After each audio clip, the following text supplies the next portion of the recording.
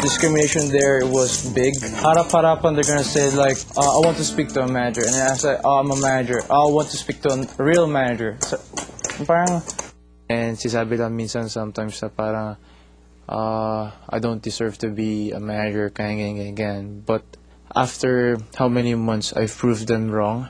And, you know, I've been parang most respected guys sa company. Hindi nga biro ang pinagdaanan ni Robert nung nagtatrabaho pa siya sa ibang bansa. Lalong-lalo na ang diskriminasyong natanggap niya mula sa mga banyaga.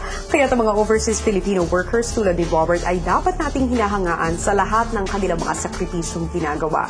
Samantala, walang kaalam-alam naman ang ating mga housemates na ang kanilang mga bisitang senior citizens ay nakaranas din ng diskriminasyon dahil sa kanilang itsura at pag-uugali. Sila ang mga golden gays o lolo na miyembro ng third sex. Inimbitahan sila ni Kuya sa kanyang bahay upang ituro sa mga housemates na iba man ang kanilang gender preference at sila may edad na, dapat pa rin silang pahalagahan bilang mga tao. Bilang paghahanda sa kanilang bisita, muling tinawag ni Kuya si Robert. Darating na inyong mga bisita. Kailangan maitabi yung mga sofang brown Haba. at yung isang pahabang sofa na green para may espasyo kayo at may lugar Sige po. sa inyong pagsasayawan. Sige pa. We're going to move the couch now. This green one, the white ones, this one, put it all sa gym area. Dating yung mga senior citizens now, and we're gonna practice with them. So girls muna mag-shifting, guys yung mag-practice with them. But I just mean about the one that you told that ako ka lang kuturuan sa inyo yung panlalaki at si Saisi sa kanila yung pambabae. Yeah. Nikki, hindi kailangan ng mga bisita ninyo ng mga partner na babae. Mostly, si Saisi magtuturo sa mga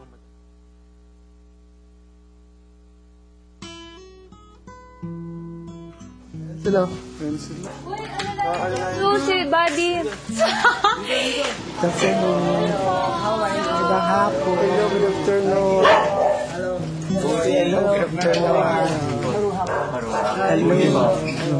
Gloria ba? Ang babait naman niya. Thank you. Super bait niyo talaga.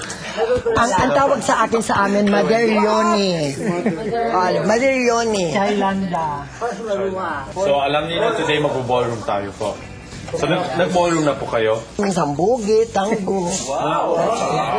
Pwede po kayo mamili ng partner. Ako matangkad, siyempre. Dahil matangkad ako. Sino mo talaga? Sino mo? Ikaw yung pakita. Yung gusto kong parang Mexican ba? At kagaya niya.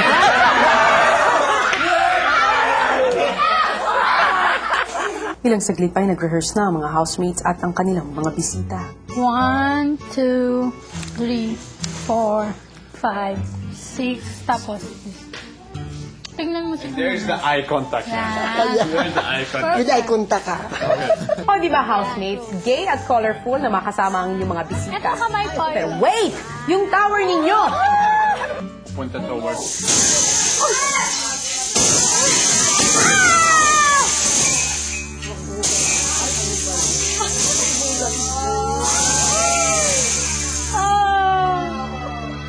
Ano yun?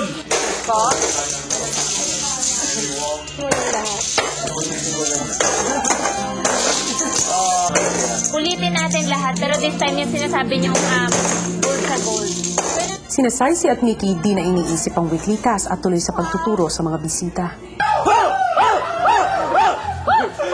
Viva! Kema! Feel na feel ni Maruha ang pagsasayaw, pero ingat lang sa paa ni Bodhi. Aray! Ah, sorry. Okay lang po. Wala pong problema yan. 7. Durugin niya kung kinakailangan. And 1, front, 2, front, 3, front, 2, 3,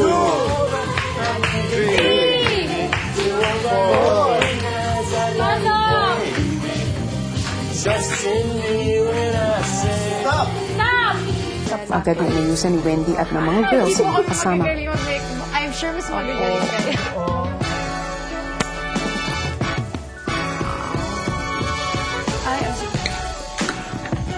Ang mga boys rin ay abala sa pagbibihis.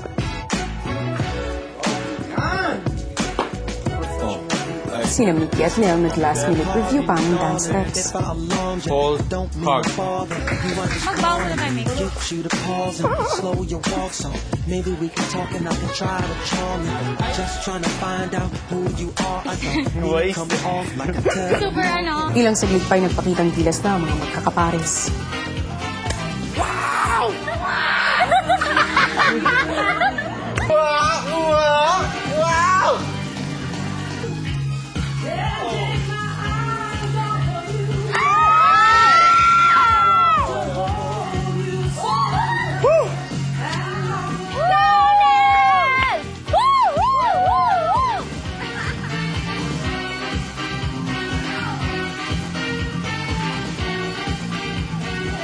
Itulak mo!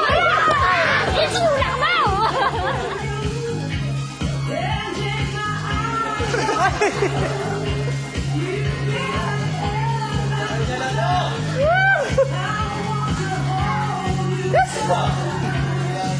Siyempre, pang-finale ang mga dance instructors na sina Mickey at Saisi.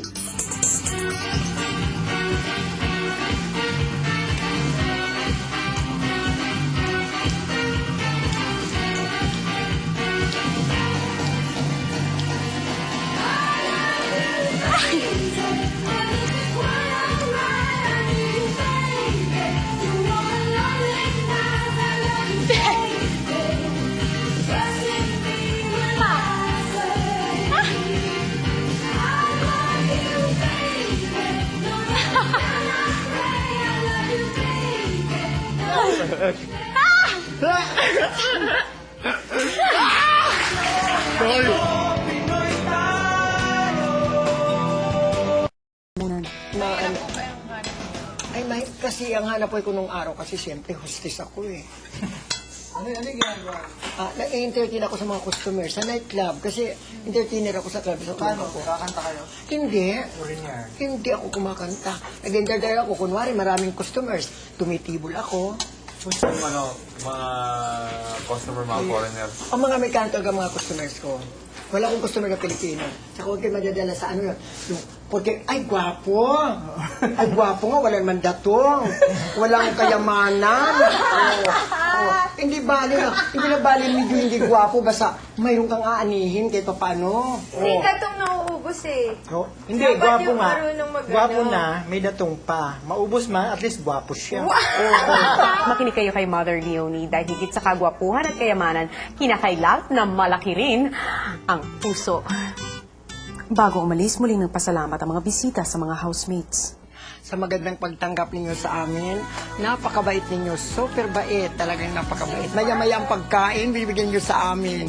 Talagang napakabait ninyo. Tinanggap kaming bisita at hindi ibang tao sa kanila. Parang iisa rin ang damdamin nila.